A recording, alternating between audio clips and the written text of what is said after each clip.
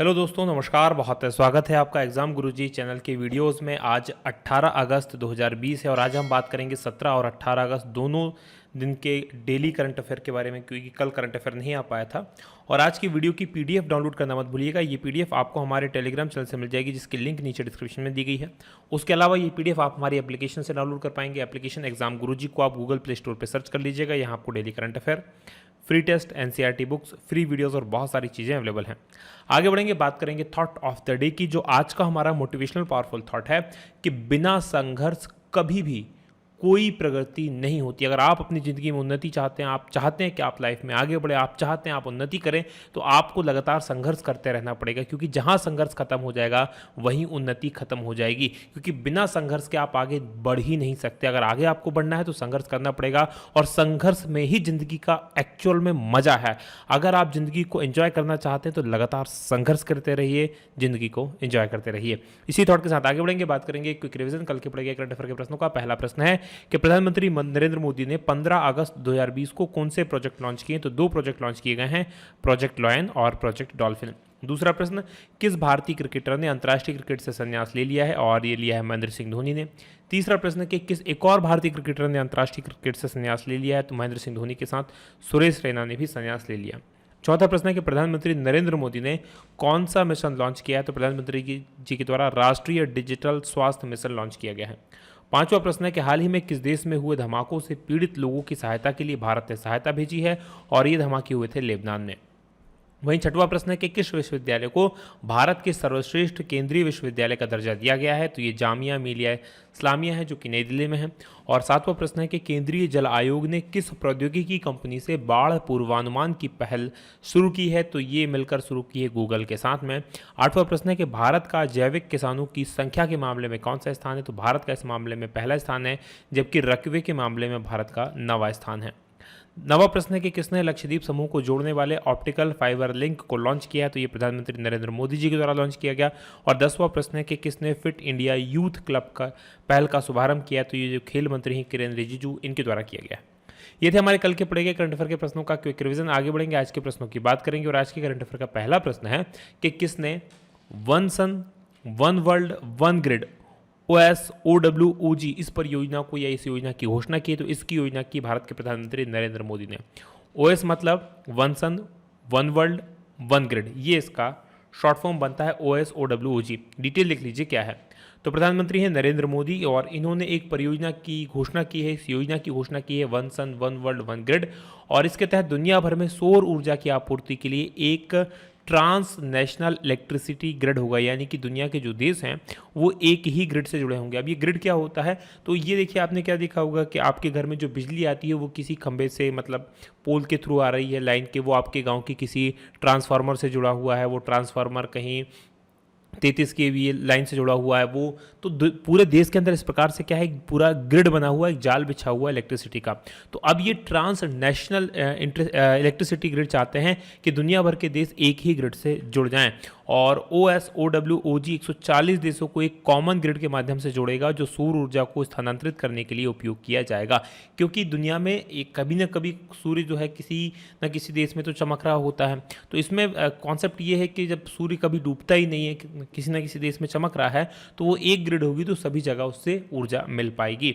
और OSOWOG योजना को सौर और अन्य नवीकरणीय ऊर्जा संसाधनों को साझा करने के लिए 3 चरणों में क्रियान्वित किया जाएगा। इसमें 3 अलग अलग चरणों के देश हैं, तो वो उसकी डिटेल में आपको आवश्यकता नहीं है जानने की।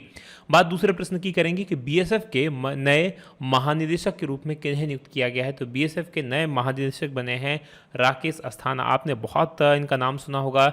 जब CBI वाला वो कांड हुआ था, जब एक दूसरे के ऊपर ये आलोक वर्मा जी और ये पूरा मामला चला था, तो आपको संभवतः याद होगा। अभी तक कौन थे? तो सुरजीत सिंह देसवाल अभी तक इस पद पर थे। डिटेल लिख लीजिए क्या है। तो 1984 बैच के गुजरात कैडर के, ये आपको याद रखना है, गुजरात कैडर के IPS अधिकारी हैं राकेश अस्थाना, और इनको सीमा सुरक्षा बल यानी कि BSF के महानिदेशक के रूप में नियुक्त किया गया है। वर्तमान में किस पद पर हैं? तो वर्तमान में bureau of civil aviation security, इसके DG हैं, ये आपको याद रखना है। अब किसके महानिदेशक बनेंगे, यानी किसके डीजी बनेंगे, तो अब ये बीएसएफ के डीजी बनेंगे। राकेश अस्थाना के पास फिलहाल नारकोटिक्स कंट्रोल ब्यूरो के प्रमुख का भी अतिरिक्त प्रभार है, जो इनके पास ही रहेगा। बात सीमा सुरक्षा बल यानी बीएसएफ की करते हैं तो 1 दिसंबर 1965 को इसकी स्थापना हुई थी और कार्य है भारत की अंतर्राष्ट्रीय सीमा, खासकर भारत की जो पाकिस्तान के साथ सीमा लगी हुई है और जो बांग्लादेश के साथ सीमा लगी है उसकी रक्षा करना। आगे बढ़ेंगे, बात तीसरे प्रश्न की होगी कि ग्वालियर चंबल एक्सप्रेसवे इसका नाम बदलकर किसके नाम पर करने की घोषणा की है, तो ये घोषणा की गई है अटल बिहारी जी के नाम पर करने की, यानी कि डी ऑप्शन प्रश्न का सही उत्तर है। डिटेल देख लीजिए क्या है, तो मध्य प्रदेश सरकार की जो एक परियोजना है चंबल प्रोग्रेसवे, इसका नाम अब अटल बिहारी वाजपेयी चंबल प्रोग्रेसवे होगा और मुख्यमंत्री हैं शिवराज सिंह चौहान। उन्होंने 16 अगस्त को जो पूर्व प्रधानमंत्री अटल बिहारी वाजपेयी जी की दूसरी पुण्यतिथि थी उस पर इसकी घोषणा की है। ये एक्सप्रेसवे उत्तर प्रदेश के इटावा और से होता हुआ मध्य प्रदेश आएगा और मध्य प्रदेश के बाद राजस्थान का कोटा शहर को जोड़ेगा, तो 3 प्रदेशों में ये है, उत्तर प्रदेश, मध्य प्रदेश और राजस्थान। बात करेंगे चौथे प्रश्न की कि हाल ही में किस शास्त्रीय संगीत के प्रसिद्ध गायक का निधन हो गया है, तो शास्त्रीय संगीत के प्रसिद्ध गायक पंडित जसराज, इनका निधन हो गया है, यानी कि बी ऑप्शन प्रश्न का सही उत्तर है। डिटेल देख लीजिए क्या है, तो जाने माने शास्त्रीय गायक थे पंडित जसराज। अमेरिका में 17 अगस्त 2020 को निधन हो गया, 90 वर्ष की इनकी उम्र थी और अमेरिका में एक जगह न्यू जर्सी, वहाँ पर इनके द्वारा अंतिम सांस ली गई। इनका जन्म हुआ था 28 जनवरी 1930 को, याद रखिएगा, बड़ी इंपॉर्टेंट तारीख है, क्यों है वो आगे मैं बताता हूँ आपको। हिसार हरियाणा में इनका जन्म हुआ था और सन 2000 में भारत सरकार की तरफ से इनको पद्म विभूषण से सम्मानित किया गया था। सन 2019 की बात करें तो पंडित जसराज के नाम पर 13 साल पुराने एक जो ग्रह खोजा गया था उसका नाम रखा गया। कैसे रखा गया, याद रखिएगा, इनकी जन्म तारीख को उल्टा करके, जन्म तारीख क्या है 030, ये आप 28/01/1930, तो जन्म तारीख को ऐसे नाम रखा गया 030/9/1/01/8/2 इस प्रकार से। तो ये लिटरली क्या कर दिया गया, इस संख्या को जस्ट अपोजिट करके इनका नाम रखा गया था, ये आपको याद रखना है।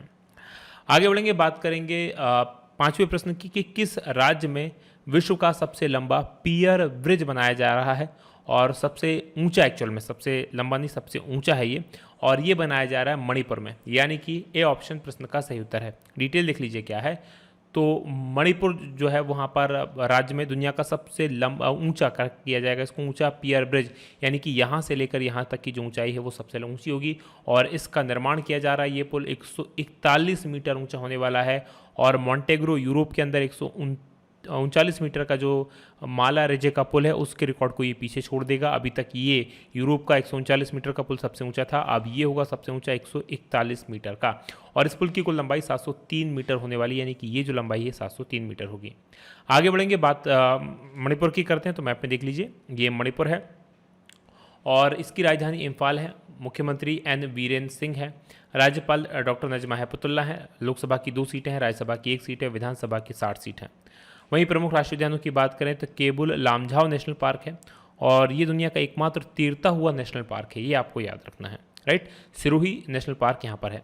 आगे बढ़ेंगे, बात 6वें प्रश्न की होगी कि किस बैंक ने सशस्त्र बलों के जवानों के लिए सौर्य KGC कार्ड लॉन्च किया है और ये लॉन्च किया गया है HDFC बैंक के द्वारा, यानी कि सी ऑप्शन प्रश्न का सही उत्तर है। डिटेल देख लीजिए क्या है, तो HDFC बैंक ने भारतीय सशस्त्र बलों के जवानों के लिए एक कार्ड लॉन्च किया है, सौर्य KGC कार्ड। क्या है इसका काम, तो ये कार्ड जो कर्मी हैं जो भारतीय सशस्त्र बलों में काम करते हैं उनके परिवारों की जो कृषि जरूरत है उनको पूरा करने के लिए एक प्रकार का एक क्रेडिट कार्ड है और 5 लाख सैन्य और अर्धसैनिक पेशेवरों को इसमें लक्षित किया गया, यानी उनको ये जारी किया जाएगा और 45 लाख से अधिक भारतीय सशस्त्र बल होंगे जो उन कर्मियों के लोगों के लिए इसको लॉन्च किया जाएगा और अपनी तरह का पहला उत्पाद है, इसका नाम है सौर्य किसान गोल्ड कार्ड। बात करेंगे HDFC की, तो इसकी स्थापना हुई अगस्त 1994 में, मुख्यालय इसका मुंबई में और प्रबंध निदेशक वर्तमान में आदित्यपुरी हैं। टैगलाइन इसकी, हम समझें आपकी दुनिया। 7वां प्रश्न है कि गो एयर एयरलाइन के नए CEO कौन बनाए गए हैं और ये बनाए गए हैं कौशिक खूना, यानी कि डी ऑप्शन प्रश्न का सही उत्तर है। डिटेल देख लीजिए क्या है, तो कौशिक खूना इनको गो एयर एयरलाइन के मुख्य कार्यकारी अधिकारी यानी कि CEO के रूप में नियुक्त किया गया है और ये स्थान लेंगे विनय दुबे का, तो ये आपको याद रखना है कि ये विनय दुबे का स्थान लेंगे। गो एयर जो है मुंबई महाराष्ट्र में स्थित एक भारतीय एयरलाइन है जो काफ़ी कम लागत में अपना काम करती है और ये भारतीय व्यापार समूह जो वाडिया समूह है उसके स्वामित्व में है। खुराना साहब जो थे वाडिया समूह के उपाध्यक्ष हैं और कॉर्पोरेट वित्त और रणनीतिकार भी थे। आगे बढ़ेंगे, बात 8वें प्रश्न की होगी कि ई बाइक गो इसके नए ब्रांड एम्बेसडर कौन बनाए गए हैं, और ये बनाए गए हैं भारतीय क्रिकेट खिलाड़ी हरभजन सिंह, यानी कि ए ऑप्शन प्रश्न का सही उत्तर है। डिटेल देख लीजिए क्या है। तो अमृतसर स्थित ई मोबिलिटी स्टार्टअप है ई बाइक गो और इसने भारतीय क्रिकेटर हरभजन सिंह को अपने ब्रांड एम्बेसडर के रूप में नियुक्त किया है। और एम्बेसडर बनाने के साथ कंपनी का लक्ष्य है कि ज़्यादा से ज़्यादा लोगों तक ये कंपनी पहुंचे और ई वाहन अपनाने के लिए उनको प्रेरित करें। अभी कंपनी मुंबई, बेंगलुरु, दिल्ली, अमृतसर, जयपुर और हैदराबाद में अपना परिचालन कर रही है। जल्दी वो पुणे वगैरह और भी दूसरी सिटीज़ में अपना एक्सपेंड करेगी। बात करेंगे 9वें प्रश्न की कि पूर्व अंतर्राष्ट्रीय क्रिकेटर और किस प्रदेश के मंत्री चेतन चौहान जी का निधन हो गया है, और ये उत्तर प्रदेश में मंत्री थे, यानी कि डी ऑप्शन प्रश्न का सही उत्तर है। डिटेल देख लीजिए क्या है। तो पूर्व भारतीय क्रिकेटर और उत्तर प्रदेश के वर्तमान मंत्री चेतन चौहान, इनका 73 वर्ष की आयु में निधन हो गया। ये कोरोना से पीड़ित थे और उसके बाद इनको जो है अस्पताल में भर्ती करवाया गया था, लेकिन वहाँ पर एक साथ शरीर के कई सारे अंगों ने काम करना बंद कर दिया और उसके बाद इनका निधन हो गया। 12 साल पहले अपने क्रिकेट करियर में चेतन चौहान ने 40 टेस्ट मैचों में 2084 रन बनाए हैं। आगे बढ़ेंगे, बात 10वें प्रश्न की करेंगे कि किस राज्य सरकार ने एकीकृत ई कॉमर्स प्लेटफॉर्म जिसका नाम है येलो चेन ये लॉन्च किया है, और ये लॉन्च किया गया नागालैंड के द्वारा, यानी कि सी ऑप्शन प्रश्न का सही उत्तर है। डिटेल देख लीजिए क्या है। तो नागालैंड के मुख्यमंत्री हैं नेफ्यू रियो, और इन्होंने राज्य की जनता को सतत आर्थिक गतिविधियों के लिए अपने स्वयं के स्थानों से उत्पादों या सेवाओं का स्थायी व्यवसाय बनाने के लिए, यानी कि जहां पर रह रहे हैं वहीं से वो अपना सेवाएं बेच सके या उत्पाद बेच सके, तो इसके लिए येलो चेन नाम का एक ई कॉमर्स प्लेटफॉर्म शुरू की है। और येलो चेन राज्य के लोगों के लिए एक एकीकृत मंच के रूप में काम करेगा, जहां कोई भी विक्रेता या सेवा प्रदाता या कोई व्यक्ति या स्वयं समूह खुद को पंजीकृत कर सकेगा और अपनी सेवाएं या वस्तुएं बेच सकेगा। बात करेंगे हम नागालैंड की, तो मैप में देख लीजिए ये नागालैंड स्थित है यहाँ पर, और इसकी राजधानी कोहिमा है। मुख्यमंत्री नेफ्यू रियो हैं, राज्यपाल RN रवि हैं। लोकसभा की यहाँ पर 2 सीटें हैं, राज्यसभा की 1 सीट है, विधानसभा की यहाँ पर 60 सीट हैं। वहीं प्रमुख राष्ट्रीय उद्यान की बात करें तो नटकी नेशनल पार्क यहाँ पर है। बात करेंगे अब हम कल के सवाल की, क्योंकि आज का हमारा करंट अफेयर का वीडियो यहीं तक का था। कल मैंने आपसे प्रश्न पूछा था कि किसने चौथी बार श्रीलंका के प्रधानमंत्री पद की शपथ ली है, और ये शपथ ली गई है महिंदा राजपक्षे के द्वारा, यानी कि सी ऑप्शन प्रश्न का सही उत्तर है। आप में से काफ़ी सारे लोगों ने इस प्रश्न का सही उत्तर दिया। जिन लोगों ने सही उत्तर दिया उनको बहुत बधाई, और जो उत्तर नहीं देते, कमेंट नहीं करते, वो कृपया कमेंट जरूर करें। चलिए आगे बढ़ें, उससे पहले ये हमारी टेस्ट सीरीज है मध्य प्रदेश जेल प्रहरी के लिए, Madhya Pradesh pre MPPSC pre के लिए test series, printed notes, full course available है। अधिक जानकारी के लिए नंबर पर आप व्हाट्सअप कर सकते हैं। अब बढ़ेंगे आज के सवाल की तरफ। आज का हमारा सवाल है कि भारत ने स्वदेशी उत्पादन को बढ़ावा देने के लिए कितनी रक्षा वस्तुओं के आयात पर प्रतिबंध लगा दिया है। तो भारत ने ये प्रतिबंध लगाया है कितनी आयात वस्तुओं पर, ये कमेंट करके जरूर बताइएगा। ये वीडियो कैसा लगा ये बताना मत भूलिएगा। आज की बात करेंगे यही समाप्त। आप लोगों का बहुत बहुत धन्यवाद। जय हिंद, जय भारत।